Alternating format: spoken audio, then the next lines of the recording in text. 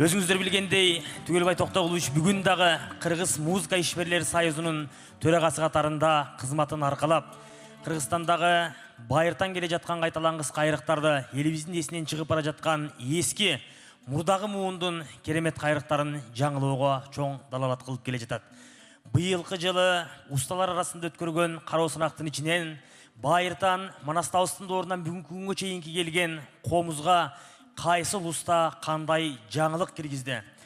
Комуздун интерпретациясы, өнүгүүсү кандай болуп жатат деген суолду койгондо, 4 кылдуу жана 5 кылдуу комуз жасап, кыргыз музыкасын алып келе жаткан усталарды так ошол кароо сынактан аныктап, баш байгесин бүгүн сиздердин алдыңыздарга Кыдырназаровдун кыргыз көчү чыгармасын аткара турган Рысбек Жунушев агабызды таап байгесин берген эле. 5 кылдуу комуз менен алдыңыздарда Рысбек Жунушев, Кыдырназаровдун кыргыз көчү күүсү менен.